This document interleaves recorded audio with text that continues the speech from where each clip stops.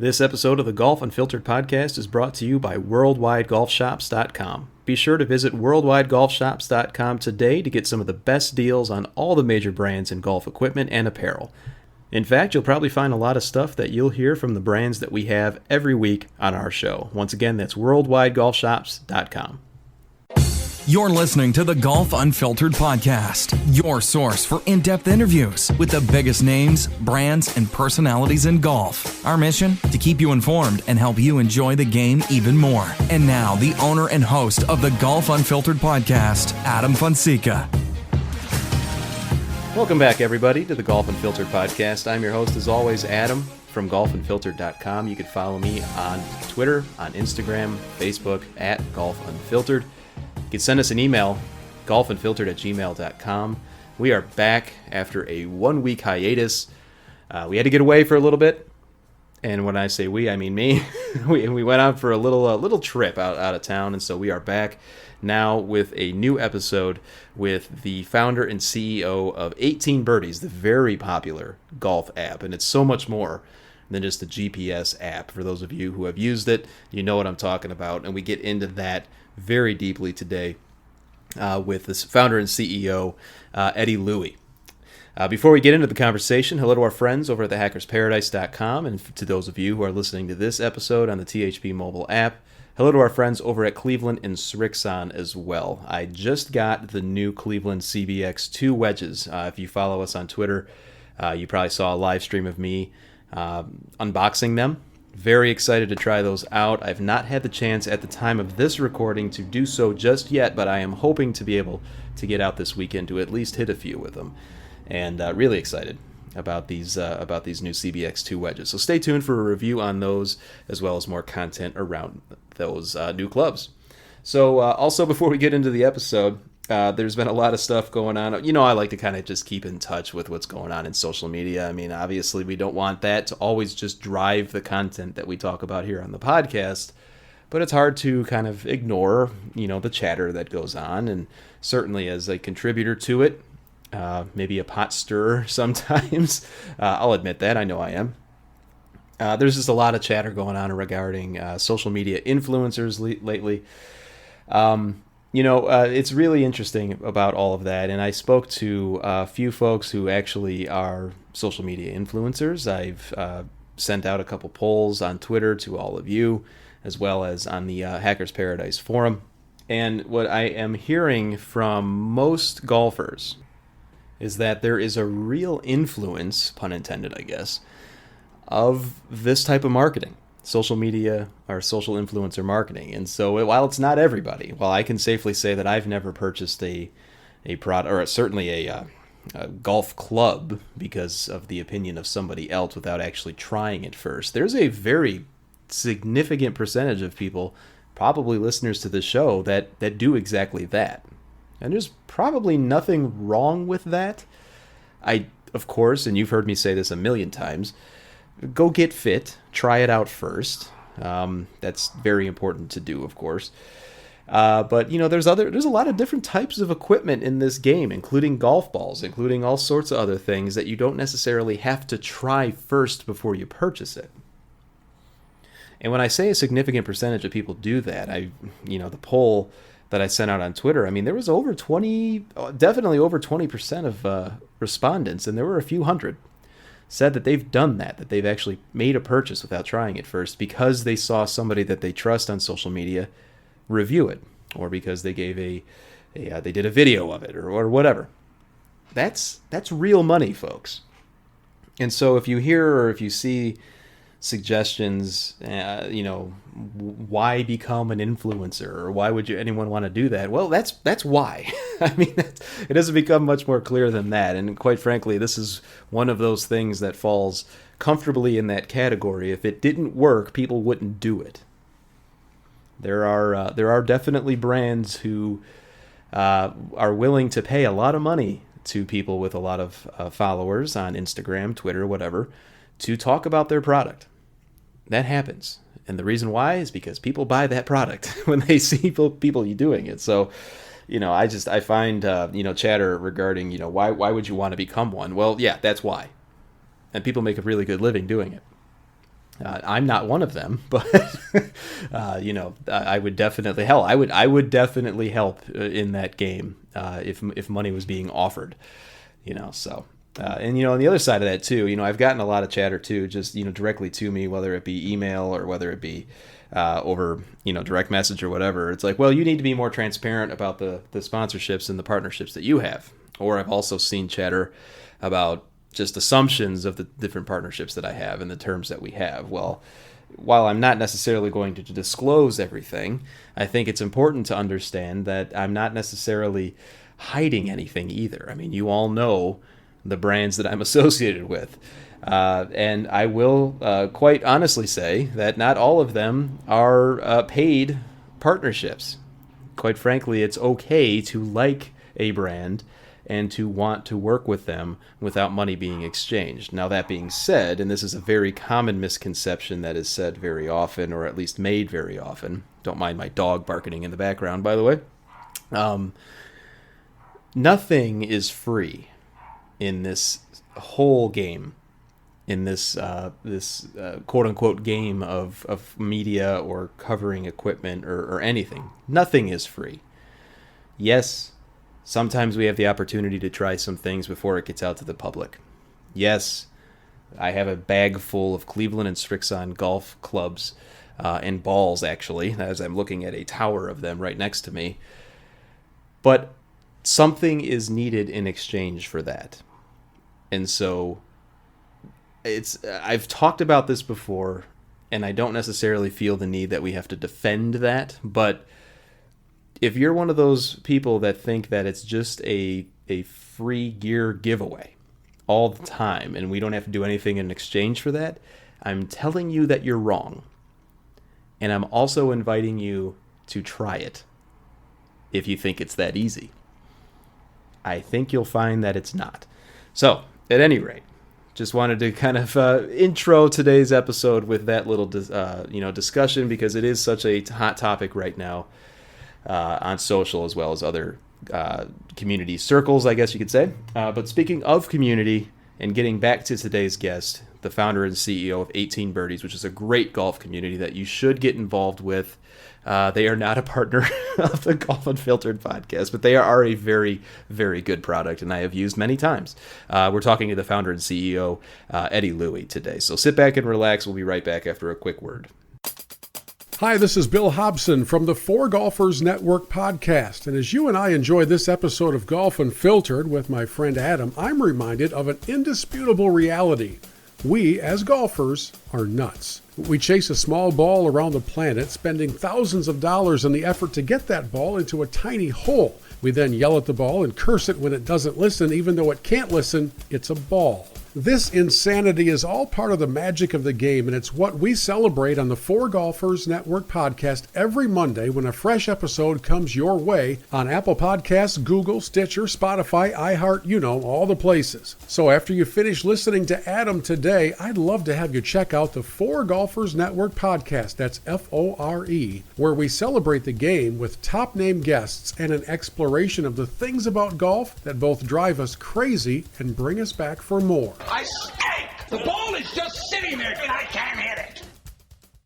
Welcome back, folks. As I mentioned at the top of the show, we are joined today by the founder and CEO of 18Birdies, that popular golf app that I know so many of you use.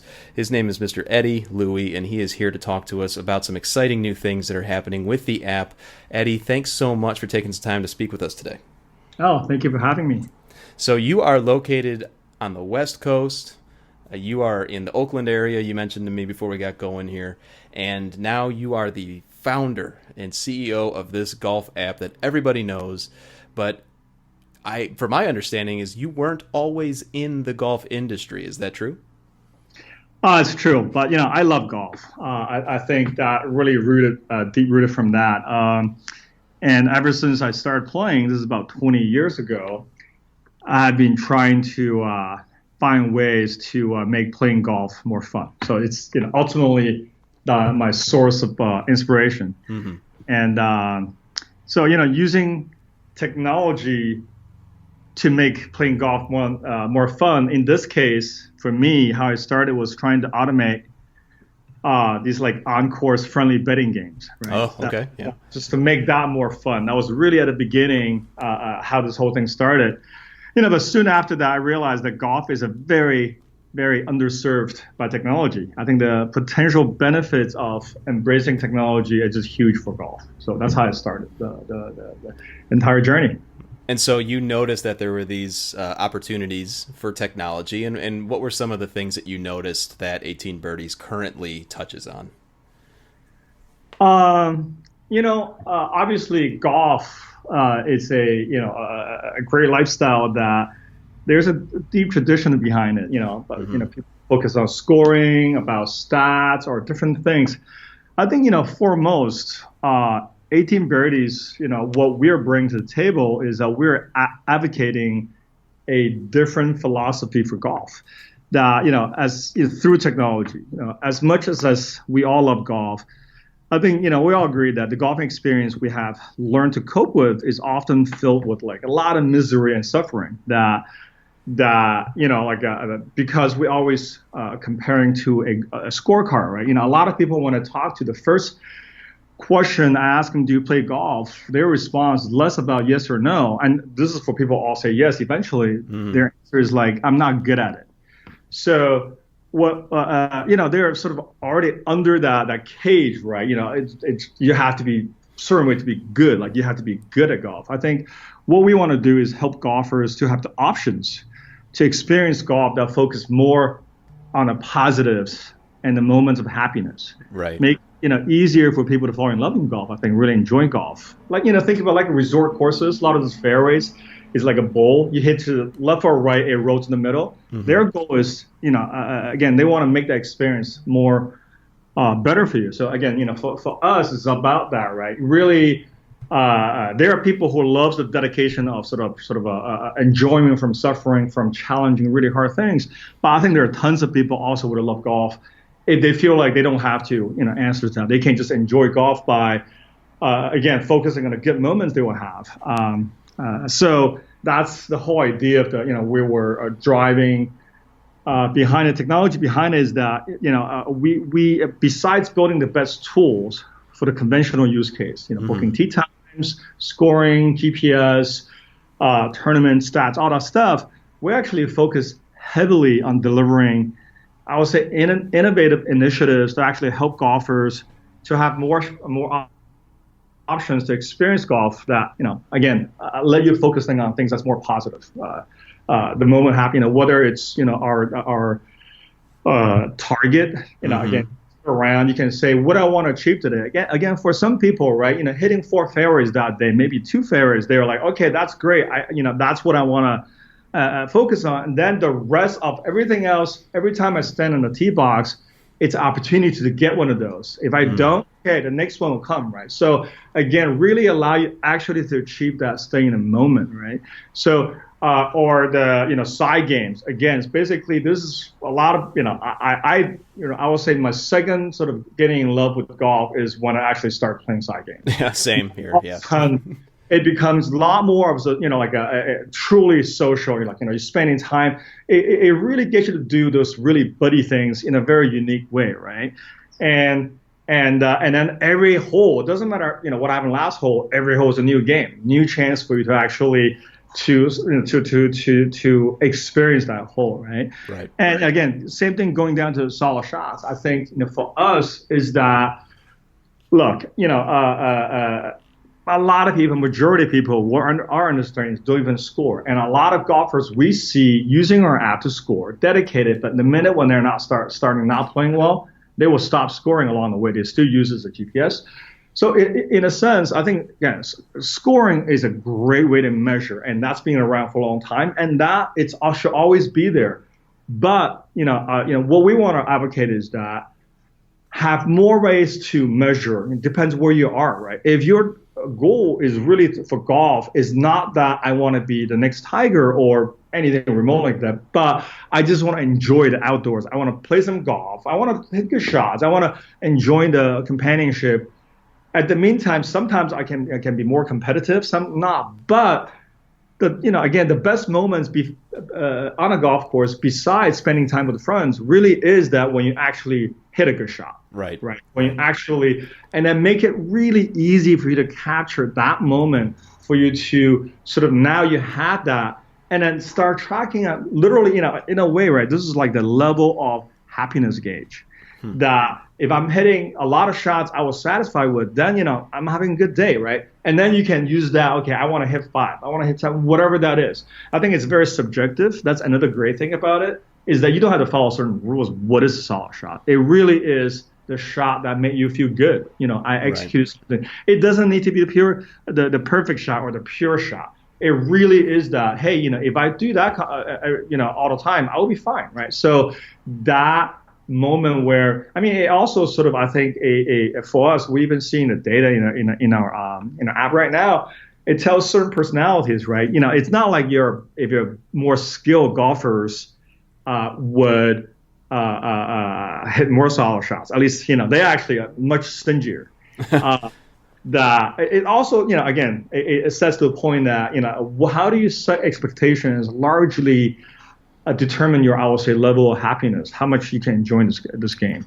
And what we advocate is that, again, there are really ultra competitive people, and they want to set really high standards. And I still, part of me is one of those. But at the same time, there are plenty of people, oftentimes, given our modern lifestyle, they just basically, again, it should be about fun. Playing golf should be about not necessarily achieving certain, you don't have to use that as a boundary. But, so I think that part of it really, makes me, very exciting that we are actually, I think, leading a drive to really, a longer term. I believe this is the biggest opportunity to grow the game. Really, when we all feel like golf is actually, again, bad shot is not that big a deal anymore. In a sense, golf has become more fun, right? Mm-hmm. So hitting a bad shot, from what I understand, and how this new feature that you've just talked about, solid shot, which is something that fans of 18 Birdies, the app itself, are going to be seeing a lot more. It really is to promote positivity and to reinforce that positivity, if I understand correctly. Absolutely. But beyond that, it actually allows us to help golfers to capture an extremely important data point. Now, when you, besides the emotional feeling, if you want to just track down or know a little bit more, we make it super easy for you to track to record what club did you just use. So now, again, it's already there. Try it. Right. After round, you will realize that it's giving you a much clearer clarity of how you're doing a golf course in a different ways. Am I hitting a lot of good drives today? Am I hitting a lot of short irons today? And those data points, again, just make it as super easy to be able to help users, help our golfer to capture those things. But I do believe, I've been looking at it every time I'm looking them up. This is amazing. It's one thing to have a theory, but having the data and then capturing the data over time. Now we can actually help, again, a golfer to capture data in a very different way, but all sort of a driving but a positive motivation. They did something well, right? Right. Therefore, more motivation to capture that moment for themselves, and then providing that tool, that the user experience really easy and clear. And now that, I think, it's a whole new way of understanding golfers. Again, besides, we do stats, we do scores, and I do believe the new build we're just completing, again, in a week, it's by far the best compared to anything. And what about that build makes it the best in your mind? I think is,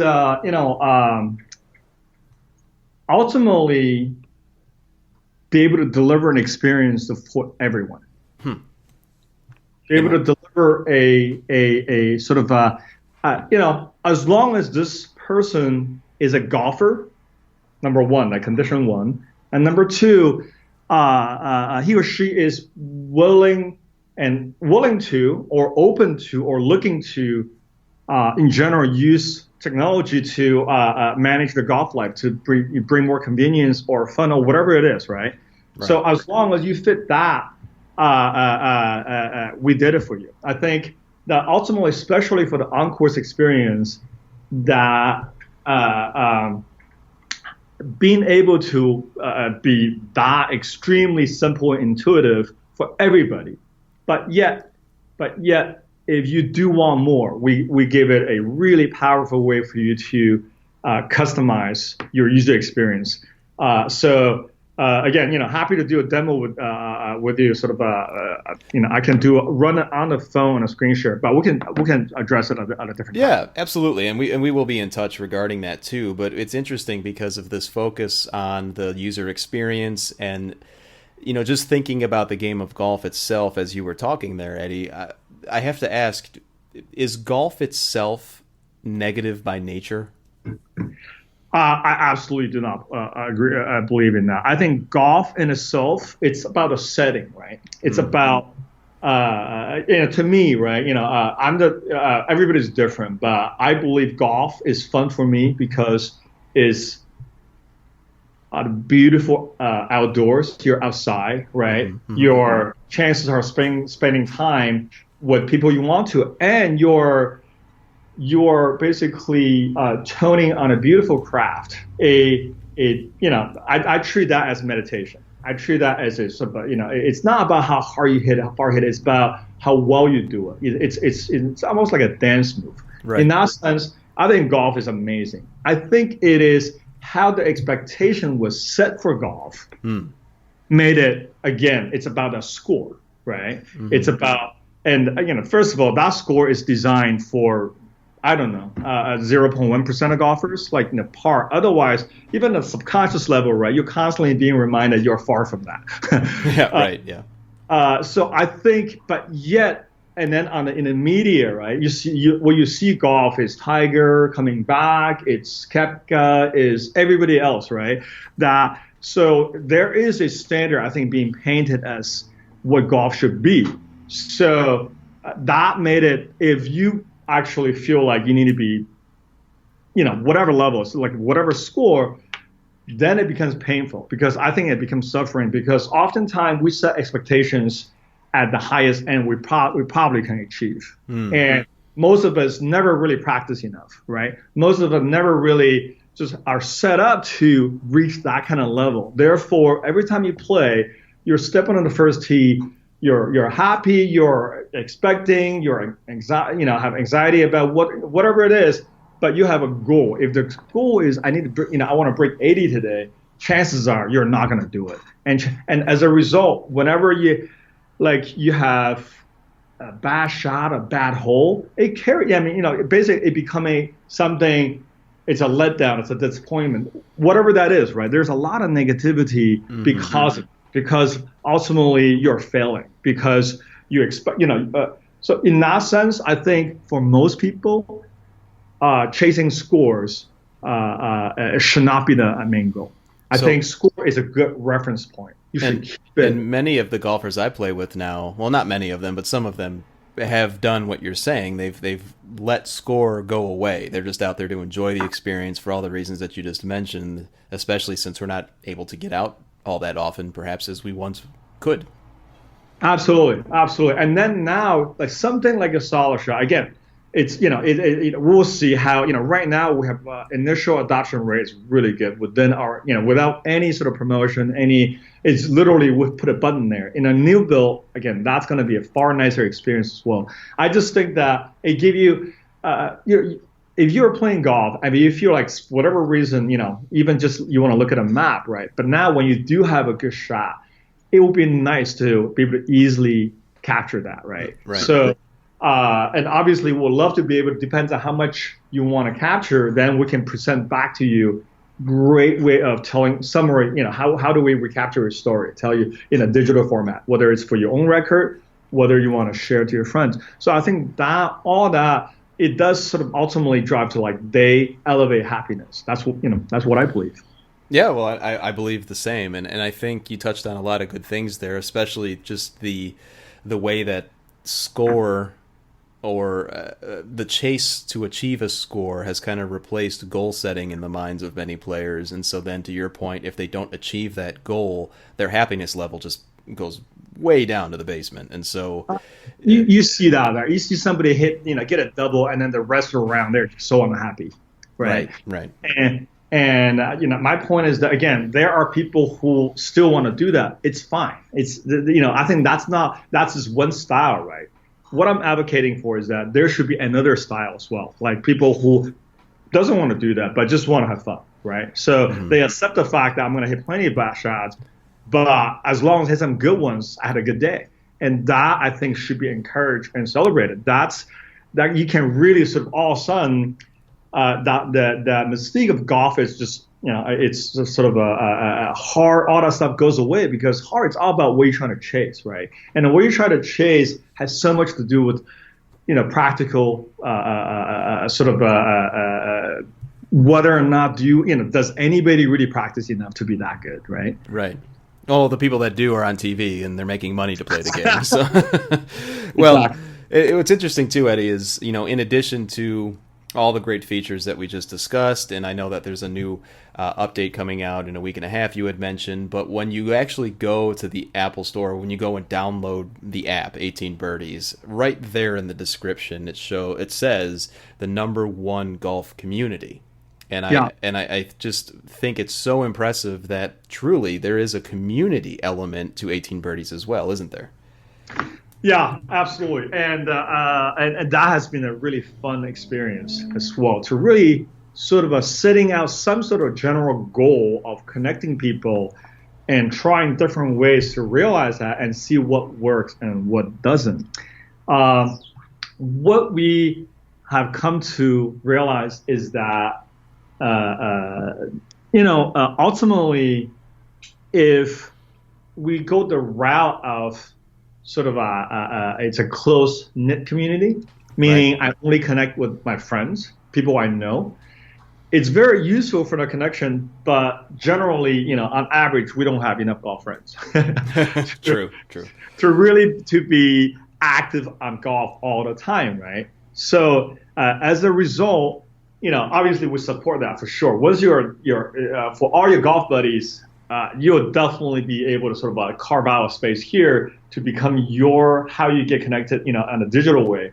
But I think what we have discovered is that people, there are, it's not for everybody, but there are a lot of golfers who actually will love to see and know what other golfers like them that they're doing, how they are living their golf lives. And that has becoming a clear sort of sense we're seeing developing in our community is that, in my, again, this go back to one of my sort of way back when I used to play a stretch, a good golf. When right. That's busy.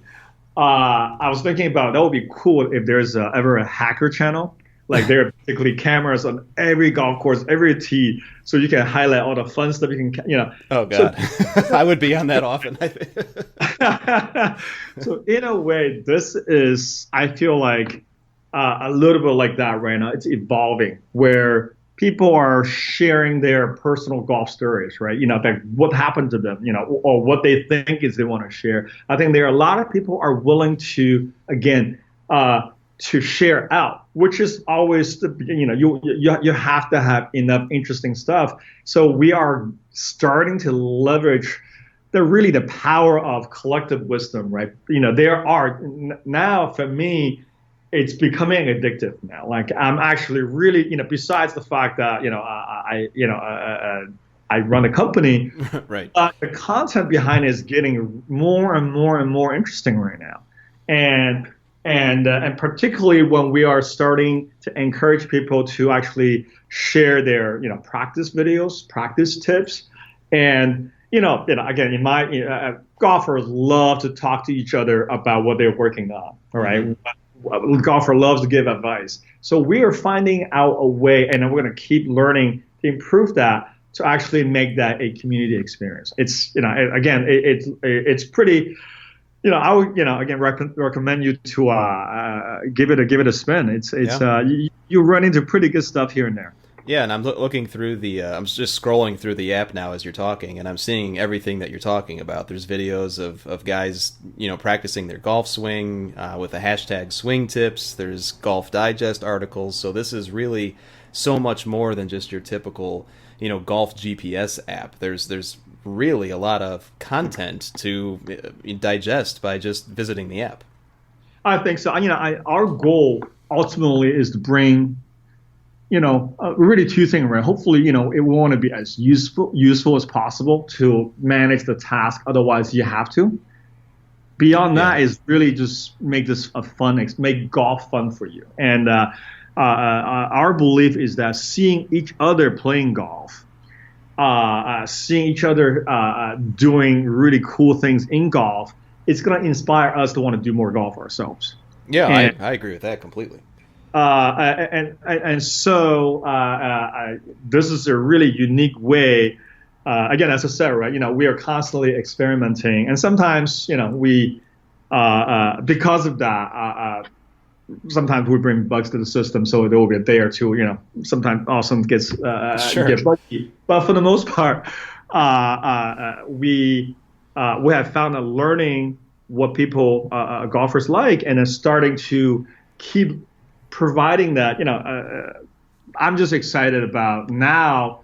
When I go to Starbucks, I'm waiting in line for 5 minutes. I can easily be entertained. I can easily, and that's, I think that's wonderful.